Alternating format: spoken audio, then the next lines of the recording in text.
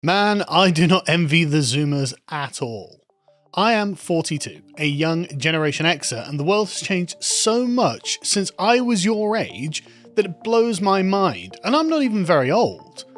I just want to explain to the Zoomers watching this video just how different things have become during their lifetimes, and what's been stolen from them. When I was your age, mobile phones as you know them didn't exist. There was no such thing as a touchscreen, at least not commercially. Most people just watched television for entertainment. I'm out. Instead of talking on some chat app, as kids we would literally have to walk outside to our friend's house, knock on the door, and find out if they were busy or not that day. Some days they would come out and you'd hang out at the local park, other days they didn't. Mass immigration was not something that had really happened at that point, and things generally felt more safe. And this meant we actually had to spend time in one another's physical company. There is something about this kind of relationship that is different from merely being friends online. There was no blocking one of your friend group. If you had a falling out with someone, you were likely to see them the next day, so it forced you to work things out and learn to forgive one another. And what this did is make the bonds between friends stronger and deeper. You'd all been through things together that were character forming, which bound you together in a way that couldn't be undone in one online interaction. This created friendship groups that gave you somewhere to belong. And I think it's this that Zoomers basically have no concept of whatsoever. You were meant to be somewhere, and that gave you security, comfort, companionship, and love. The loneliness that Zoomers seem to feel now is not normal. It's new, and not how you are supposed to live. The kind of isolation that is imposed upon Zoomers would have been in previous eras seen as a form of punishment. But you're trapped in a system not of your own making, with addictive devices that compel you to act against your best interests. These days, all of the social forces seem to be pulling you in the direction of atomization, and without developing these meaningful relationships, and under the constant oversight of your helicoptered parents and teachers, and every other authority on the earth, so that you can't properly develop into an adult who can take care of their own problems. Personal development is something that has been stripped away from you in the name of harm reduction, and it's not good to have nothing bad happen to you. You need to learn how to cope with these things in order to mature and self-actualize. To be confident in the world, you must learn how to deal with the hard times. You have had the opportunity to suffer taken away from you, to be replaced with this kind of existential gloom that turns every day of material excess into another dreaded day of sameness. It's like being trapped in a prison with no walls, and without even being aware that it is a prison. It's horrifying to my mind. So what are your options? You bury your head in your phone, and you watch 30-second videos to get a spark of joy in your brain, just to keep the desire to kill yourself at bay for a few moments more. But to what effect? Do you think this isn't also doing a disservice to yourself as a maturing adult? You are ruining your own attention span for a few cheap laughs, if you even get that. And this leads me on to one of the most sad aspects of Zoomers these days. They're completely nihilistic, and they have this insincere mentality from what I can see from them. Now, there is a time and a place for irreverence, but when this attitude has taken over every aspect of your life and you can't commit to anything with sincerity, it's not good for your own self-adjustment and connection to the world. And I don't blame the Zoomers for this, because this is not their fault.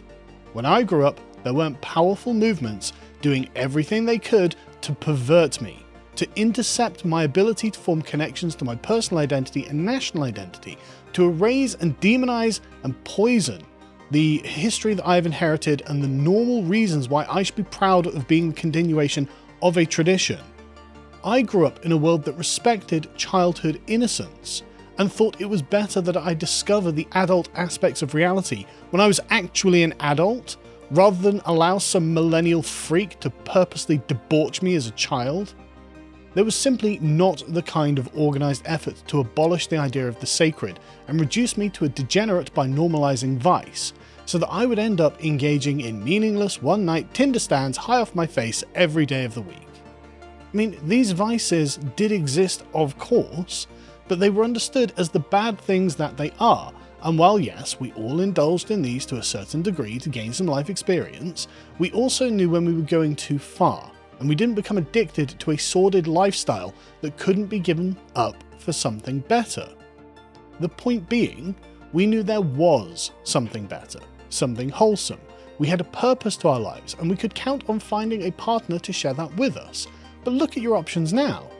What man would want to form a long-lasting relationship with a Zoomer girl, and what woman would want a relationship with a Zoomer boy?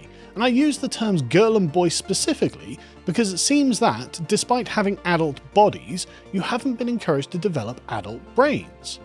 Zoomers seem to be completely divorced from the idea that they should be doing something meaningful and that they should adopt responsibility.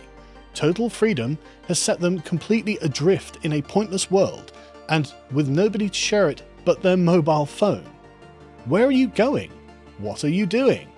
You seem to have no idea or plan whatsoever, and it's no wonder they're all so depressed. Youth does not last forever.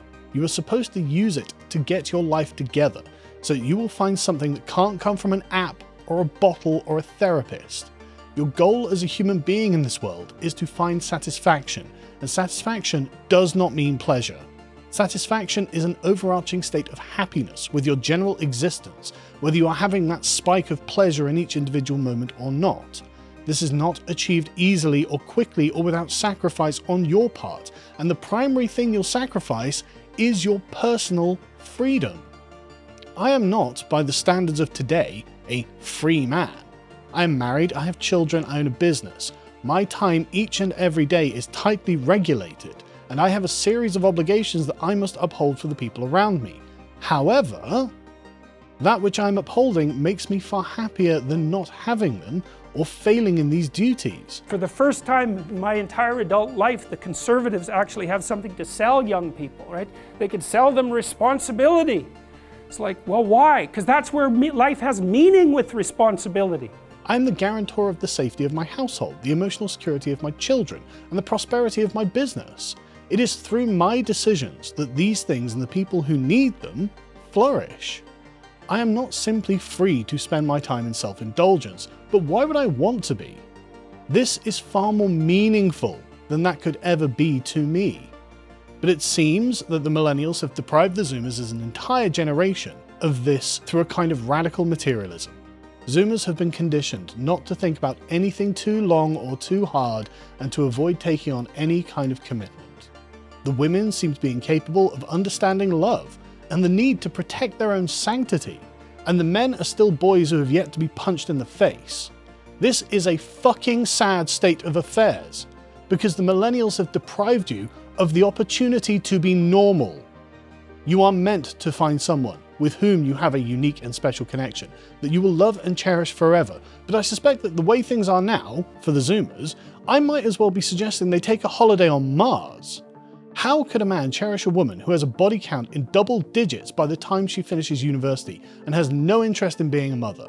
How could a woman cherish a man who can't even argue his own case, let alone physically stand up for himself and hold his head up as a man? They have taken away your chance of growing up and becoming the adults your parents and grandparents were.